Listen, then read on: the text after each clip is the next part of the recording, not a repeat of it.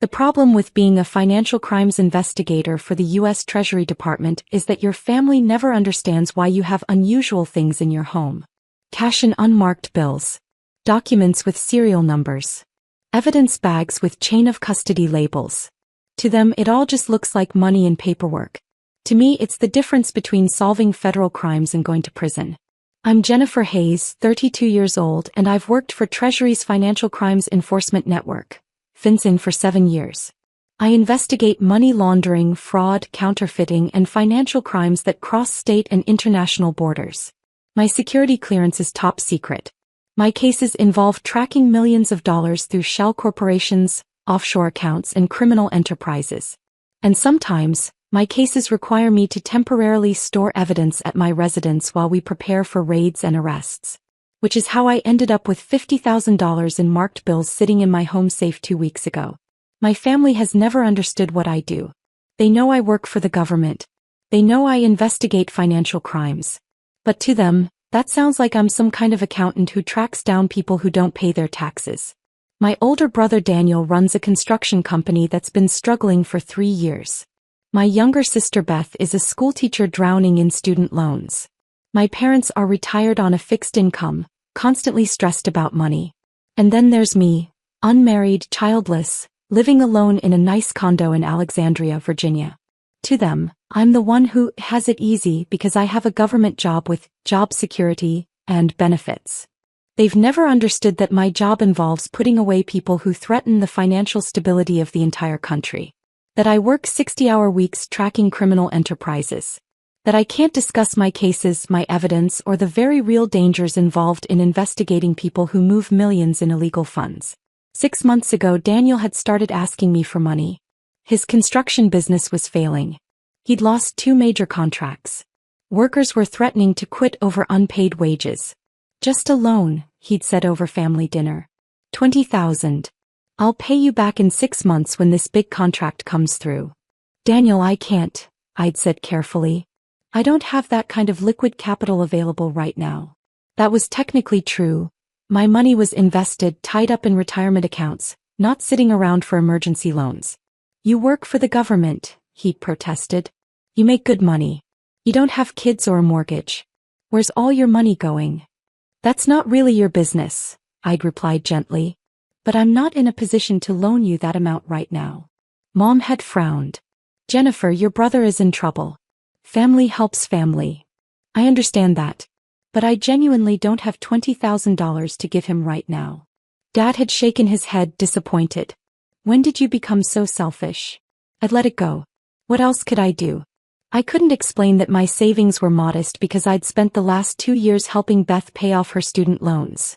Anonymously through a third party, because she would have refused if she'd known it was me. I couldn't tell them about the financial support I'd been quietly providing Mom and Dad for their medical expenses. I definitely couldn't tell them that most of my mental energy went into hunting down criminals who would kill to protect their illegal fortunes. So I just accepted being the selfish sister and moved on. 3 weeks ago, I'd been assigned to a major case. Operation Cascade. A massive money laundering investigation involving a network of car dealerships that were fronts for washing drug money. $12 million had moved through these businesses over 2 years, with sophisticated layering techniques that took us months to unravel. We were preparing for coordinated raids. Multiple locations. Dozens of arrests. But we needed evidence. Specifically, we needed marked bills from a controlled buy that would prove the connection between the drug money and the legitimate businesses. My supervisor, Agent Martinez, had called me on a Tuesday afternoon. Hayes, we need you to hold evidence at your secure residence for 72 hours. The evidence room is being renovated and we can't risk any chain of custody issues this close to the raids. What kind of evidence? 50,000 in marked bills. Currency used in the controlled buy last week. We need it secured until Friday when the raids execute. I'd hesitated. My residence is approved for evidence storage? You completed the certification last year. Your safe meets requirements. This is standard procedure. We've got 3 other agents holding evidence at their homes this week while the renovation completes. Understood. When do you need me to take custody? Today. 4 p.m. Sign the transfer logs and secure it until Friday morning. The raids execute at 6 a.m., and we'll need that evidence in court by noon. So I'd taken custody of $50,000 in marked bills. Each bill cataloged, serial numbers recorded, placed in sealed evidence bags with tamper-proof tags. I'd signed chain of custody documents. I'd transported it to my condo, placed it in my certified safe and set my security system. Standard procedure. I'd done it half a dozen times before with various evidence. But this time Thanksgiving was on Thursday. And my family wanted to host Thanksgiving at my place. I'd tried to decline. Why don't we do it at Mom and Dad's like usual? Your place is bigger, Beth had said. And it's in the middle, easier for everyone to get to. Plus your kitchen is nicer, Mom had added. We could really spread out. I'd been stuck. Saying no would have caused questions, hurt feelings, more accusations of selfishness. And I'd rationalized that the evidence was secured in my safe in my bedroom behind a locked door. The family would be in the living room and kitchen. There was no way they'd access it. So I'd agreed. Thursday morning I'd woken early to start prep. The turkey, the sides, the endless cooking that Thanksgiving required. My safe was locked in my bedroom closet. The bedroom door was locked. The evidence was secure. The family started arriving at noon. Mom and Dad first, then Beth with her boyfriend, then Daniel with his wife Melissa and their 2 kids. Everyone brought dishes, wine, stories about their weeks. I'd been genuinely enjoying it. The stress of the case had been wearing on me, and it was nice to have family around, even if they didn't understand my life. The kids were playing. The food smelled amazing. For a few hours I could just be Jennifer, the sister and daughter, not Special Agent Hayes tracking down millions in laundered money. We'd sat down for dinner at 3 p.m. Turkey, stuffing, cranberry sauce. The whole traditional spread. Conversation flowed. Daniel talked about a potential new contract. Beth discussed her students. Mom and Dad reminisced about past Thanksgivings. Then halfway through the meal Daniel had said something that made my blood freeze. So, Jenny, interesting thing. I was looking for your bathroom earlier and accidentally opened your bedroom door instead. My fork had stopped midway to my mouth. My bedroom door was locked. Yeah, the lock's kind of loose. Popped open when I turned the handle. Anyway, I noticed your closet door was open and I saw your safe. The room had suddenly felt very small. You went into my bedroom? After finding the door locked. By accident, he'd said defensively. But yeah, I saw the safe. Big one. Professional grade. Made me curious about what you keep in there. None of your business, I'd said quietly. That door was locked for a reason, Daniel. Mom had frowned. Jennifer, don't be rude. Your brother was just making conversation. The conversation involves him entering my locked bedroom without permission and commenting on my personal property. Family doesn't need permission, Dad had said. What are you hiding that you're so defensive about? I'd taken a breath, trying to stay calm. I'm not hiding anything. I'm setting appropriate boundaries. My bedroom was locked. That should have been respected. Daniel had shrugged. Whatever. I'm just saying that's a serious safe. Government issue looks like. What's in there? Gold bars? Secret documents? It's none of your concern. Come on, he'd pressed. You're being weird about this. What's in the safe, Jenny? Daniel, drop it. But he hadn't dropped it. And that's when everything had gone wrong. Actually, Daniel had said, exchanging a glance with Melissa, I already know what's in the safe. My heart had stopped. What did you do? The safe code is your birthday, he'd continued. Same code you've used for everything since we were kids. Mom's birthday, then Dad's, then mine. Took me 3 tries. The room had started spinning. You opened my safe? We needed the cash more than you, Dad had said, and I'd realized he was part of this too. Found $50,000 in your safe. We borrowed it, Daniel had said quickly. Just temporarily. My business is going under, Jenny. I'm about to lose everything. I needed that money. I'll pay you back. Real family shares everything, Mom had added, like she was teaching me a lesson in basic morality. I'd stood up, chair scraping loudly. You took money from my safe? When? Yesterday, Melissa had admitted. Daniel told me about seeing it. We came back while you were at work. We knew where your spare key was. All of you. I'd looked around the table. Who else was involved? Just us, Dad had said. Daniel told us about the money. We talked it over as a family. You weren't going to help your brother, so we helped him ourselves. With my money.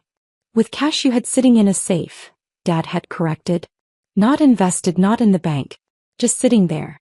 You clearly didn't need it immediately. Beth had looked uncomfortable.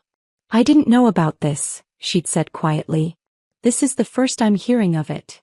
At least one person had boundaries. You need to give it back, I'd said, voice shaking. Right now. All of it. We can't, Daniel had said. I already used it. Paid my workers, covered business expenses, deposited most of it to keep the company afloat. It's gone. It's not gone, Melissa had added. It's invested in Daniel's business. Once he gets the next contract, he'll pay you back with interest. I'd pulled out my phone with trembling hands. You don't understand what you've done. We borrowed money from you, Daniel had said defensively. Yeah, without asking, but families do that. Stop being so dramatic. I'd opened my encrypted messaging app and sent an emergency code to Agent Martinez. Evidence compromised. Theft confirmed. Need immediate response team. The reply had come back in seconds. Location. Current status of suspects. My parents' house. No, wait. My house. With my family. Jesus Christ. Jennifer, who are you texting? Mom had asked. We're having a family dinner. I typed. My residence. Suspects are family members. Still on scene. Requesting guidance. The response. Secure the scene. Teams en route. 88 minutes. Do not let anyone leave. Nobody move, I'd said quietly. Nobody leaves this table. Excuse me. Dad had laughed. You don't give us orders. The money you took, I'd said carefully, wasn't mine. The laughter had died. What do you mean? Daniel had asked slowly. I mean, that was federal evidence. Marked bills from an active money laundering investigation. Every bill is cataloged with serial numbers. Every bill is tagged. And every single one is critical evidence in a case involving $12 million in drug money. The color had drained from Daniel's face. You're joking. I'm a financial crimes investigator for the U.S. Treasury Department. That money was in my custody as part of an official investigation. You stole federal evidence. You broke the chain of custody on a major case. And if you deposited that money, you just put marked bills into the banking system, which means we can track exactly where it went and what you did with it. Oh my God, Melissa had whispered. I need to know exactly what you did with that money, I'd said. Right now. Every detail. Where did it go? I paid my workers, Daniel had stammered. Cash payments. About $20,000. The rest. I deposited it to the business account. Yesterday afternoon. Which bank? Virginia Community Bank. The branch on Jefferson Street. I typed that information to Martinez. His response. Bank being contacted now. Transaction freeze in progress. Treasury enforcement teams en route. You're serious, Dad had said, realization dawning. That was real evidence? Yes. From an active case. With raids executing tomorrow morning. And now I have to report that $50,000 in critical evidence was stolen by my family members who broke into my safe and took it. We didn't know. Mom had protested. How were we supposed to know? Maybe by respecting that my bedroom door was locked? By not breaking into my safe? By not taking money that didn't belong to you? My voice had risen. You committed theft. Breaking and entering. Tampering with federal evidence. Obstruction of justice. Those are felonies. Plural. Beth's boyfriend had stood up. I think we should go. We weren't involved in this. Nobody leaves, I'd said firmly. Treasury enforcement teams are already en route. If you try to leave, that's fleeing the scene of a federal crime. Jennifer, you can't be serious about this, Dad had said. We're your family. Just tell them it was a misunderstanding. It wasn't a misunderstanding. It was theft. And now I have to explain to my supervisor and a federal judge how evidence in my custody was compromised because my family broke into my safe. Daniel had put his head in his hands. My business is finished. I'm going to prison. Yes, I'd said quietly. You probably are. That's when we'd heard the vehicles outside. Multiple vehicles arriving fast with sirens briefly whooping. The kids had started crying. Melissa had gone pale. Mom had grabbed Dad's hand. I'd walked to the door and opened it. 6 agents in Treasury enforcement jackets stood outside, hands near their weapons. Special Agent Hayes? The lead agent had asked. Yes. The suspects are inside. Family members. They've confessed to taking the evidence and depositing most of it in a bank account. I have the bank information. How much did they take? All of it. 50,000. About 20 went to cash payments. 30 was deposited yesterday. The agent had whistled low. That's going to be a nightmare to recover. Is the chain of custody completely broken? Yes. Multiple unauthorized persons accessed the evidence. Unknown time out of custody. Commingling with other funds. The bills are probably already dispersed through multiple transactions. The case. Likely compromised. We'll need to discuss with the prosecution team, but without clean chain of custody on the buy money. I trailed off. We both knew what it meant. Months of work potentially ruined. The agents had entered my condo. The Thanksgiving meal sat half-eaten on the table. A Norman Rockwell painting turned into a crime scene. We need statements from everyone, the lead agent had announced. You're all witnesses and potential suspects in a federal evidence tampering case. Mom had started crying. We didn't tamper with anything. We just borrowed money. You stole federal evidence, the agent had corrected. That's a federal crime. Who was involved in the theft? Just Daniel, Melissa, and my parents, I'd said. Beth and her boyfriend weren't involved or aware. They can go, but we'll need their contact information for statements. Beth had grabbed her boyfriend's hand and practically run from the condo. I didn't blame her. The agents had separated Daniel, Melissa, and my parents. Standard procedure for witness interviews. Each was questioned separately about what they'd done, what they'd known, where the money had gone. I'd sat in my kitchen with Agent Martinez, who'd arrived with the second wave of enforcement. Walk me through your security procedures, he'd said. I'd explained everything.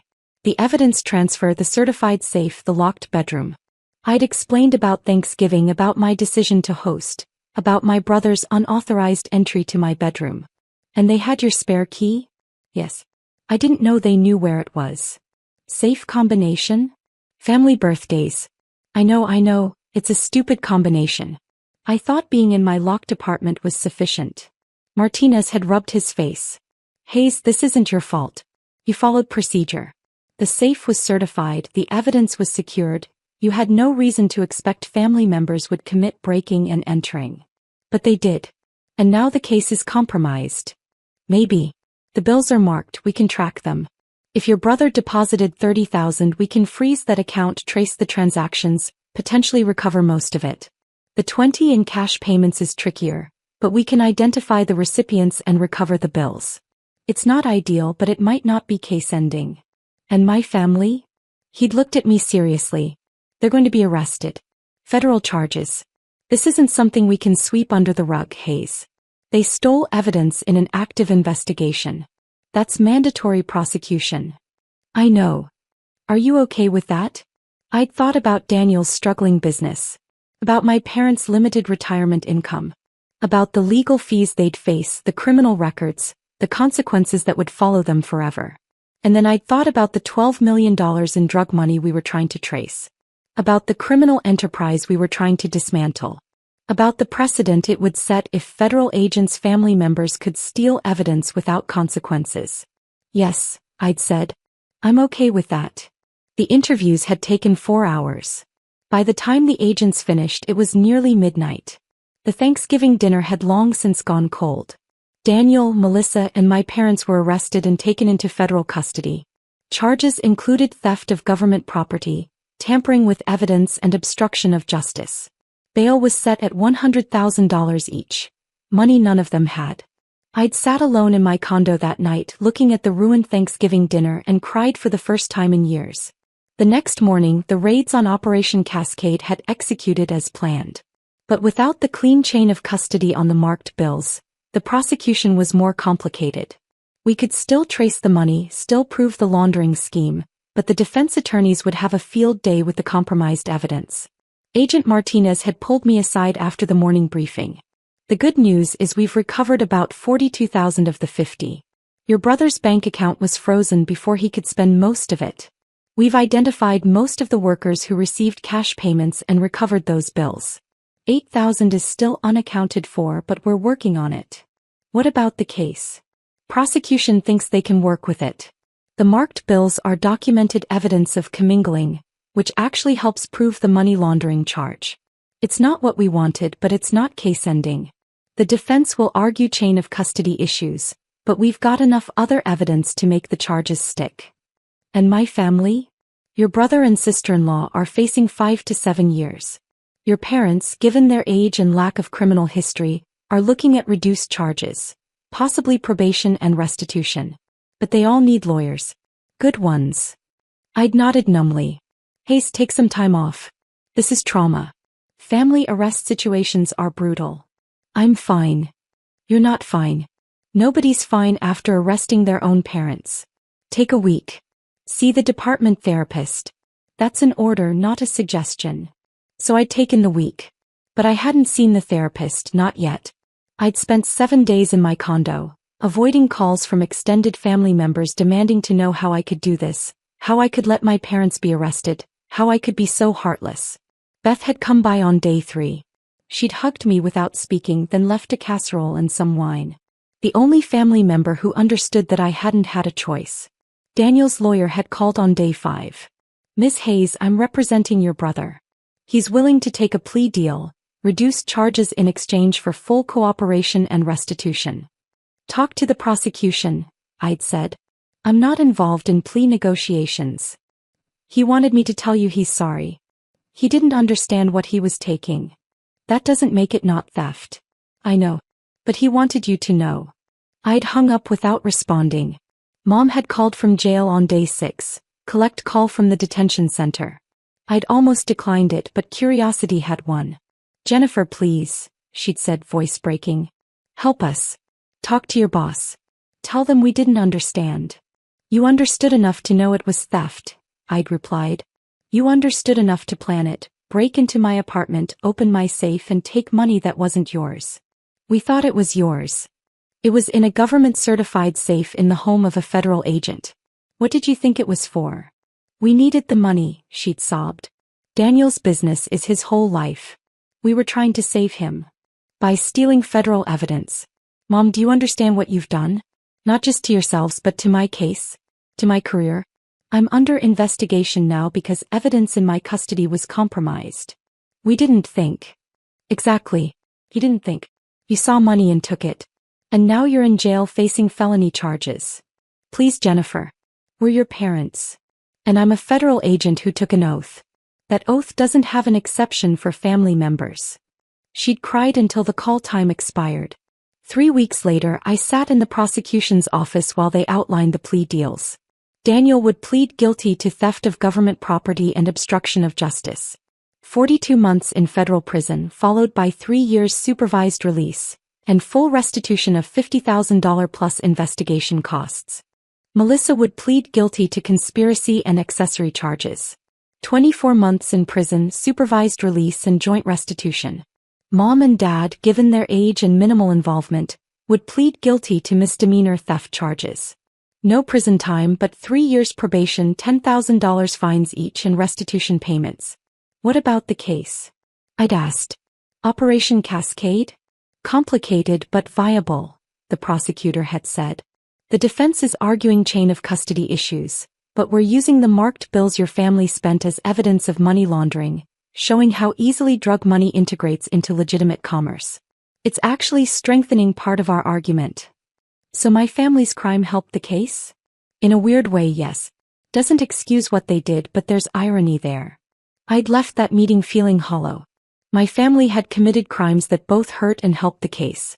They'd face years in prison or probation. And I'd been the one to report them, knowing exactly what would happen. The mandatory therapy sessions started that week. The department psychologist had specialized in law enforcement family trauma. How are you sleeping? She'd asked in our first session. Not well. Nightmares? No. Just lying awake thinking about Thanksgiving dinner. Wondering if I should have done something differently. Like what? Not hosted. Kept the evidence at the office somehow. Better safe combination. Hidden the safe. Something. You followed proper procedures. Your family committed crimes. That's not your fault. They're still going to prison because I reported them. They're going to prison because they stole federal evidence. You did your job. Would you rather have covered it up? No, I'd said immediately. But I wish it hadn't happened at all. That's fair. But it did happen. And now you're dealing with consequences. Professional, personal, emotional. That's what we're here to work through. The sessions helped, eventually. Learning to separate my guilt from my responsibility. Understanding that I could grieve my family relationships while still believing I'd done the right thing. 4 months after Thanksgiving, Daniel and Melissa were sentenced. I attended the sentencing hearing. The prosecutor had asked me to as the investigating agent. The judge had been stern. Mr. Chin, you stole evidence from a federal investigation. You compromised a major case involving millions of dollars in drug money. The fact that your sister is a federal agent makes this worse, not better. You violated her trust and her professional responsibilities. Do you understand the severity of what you've done? Yes, Your Honor, Daniel had said quietly. I destroyed my business, my marriage, my family, and my sister's trust. All for money I spent in 2 days. I understand. Mrs. Chin, you participated willingly in this theft. You helped plan it and execute it. Do you have anything to say? Just that I'm sorry, Melissa had whispered. And that Jennifer tried to help us legally. We should have listened. The judge had handed down the agreed sentences. 42 months for Daniel, 24 for Melissa. They'd report to their designated facilities within 30 days. Mom and Dad had been sentenced separately, receiving their probation and fines with stern warnings about the consequences of violating probation. After the hearing, Daniel had approached me in the hallway. A marshal stood nearby. He was technically still in custody. Jenny, I don't expect forgiveness, he'd said. But I want you to know I understand now. What you do matters. The rules matter. And I'm sorry I didn't respect that before. Okay, I'd said simply. Will you visit? When I'm in prison? I'd thought about it. Really thought about it. I don't know, I'd finally said. Maybe. Eventually. But right now I need space. He'd nodded, eyes wet. I understand. Take care of yourself, Jenny. They'd led him away. Beth had found me in the parking lot afterward. You okay? Not really. Yeah. Me neither. She'd put her arm around my shoulders. For what it's worth, I think you did the right thing. I'm sorry it had to be you who did it. Thanks. Mom and Dad are furious with you. They think you should have covered for them. I know. I told them they were wrong. That they committed crimes and you did your job. I don't think they want to hear it, but it's true. Doesn't make it easier. No, Beth had agreed. It doesn't. But it's still true. 6 months after Thanksgiving, Operation Cascade concluded with guilty verdicts on all major charges. 12 defendants convicted of money laundering, fraud, and racketeering. The marked bills my family had stolen and spent became evidence that helped demonstrate how drug money moved through legitimate channels. The judge in that case had actually referenced my family's theft in his ruling. The fact that federal evidence could be stolen and immediately integrated into normal commerce demonstrates the very money laundering techniques this case prosecutes. Agent Martinez had brought me the news. Your family inadvertently helped convict the people we were investigating. That's got to feel complicated. Everything about this feels complicated. How are you holding up? Day by day. Therapy helps. Time helps. But I still wake up sometimes thinking about that Thanksgiving dinner. The one where you arrested your parents? Yeah. That one. He'd smiled sadly. For what it's worth, Hayes, you handled an impossible situation with integrity. Not many agents could have made that call. Didn't feel like I had a choice. You didn't. But you still made it. That takes courage. A year after Thanksgiving, I visited Daniel in federal prison in West Virginia. Beth came with me, moral support. Daniel looked older, thinner. Prison had been hard on him, but he was surviving. Thanks for coming, he'd said when we sat down in the visiting room. Wasn't sure I would, I'd admitted. But Beth convinced me. I'm glad she did. He'd looked at me carefully. You look good. Better than at the sentencing. Therapy. Time. Accepting that I can't change what happened. I wrote you letters, he'd said. Never sent them. Didn't think you'd want to hear from me. Probably wouldn't have read them right away, I'd agreed. But maybe eventually. I've had a lot of time to think in here. About what I did. Why I did it. And I realized. I always resented you a little. You had the stable government job, the security, the success. I was struggling with the business, always stressed about money. And I took that out on you by not respecting your boundaries. Yeah. You did. I'm sorry. For all of it. For breaking into your safe, for stealing the money, for not listening to you about the loan, for all the years I dismissed what you do. You were right to turn me in. I committed crimes. I deserved the consequences. It was what I'd needed to hear for a year. But hearing it didn't magically fix everything. I appreciate that, I'd said carefully. But we're not okay, Daniel. Maybe someday, but not yet. I know. I just wanted you to know I get it now. What you did was right. I'm not angry anymore. Good. Because I'd do it again if I had to. He'd smiled slightly. I believe you. That's actually comforting in a weird way.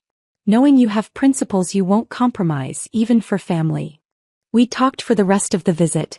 Carefully neutral topics about Beth's teaching, about my work, what I could discuss. About his plans for after release. It wasn't forgiveness, but it was something. Beginning, maybe.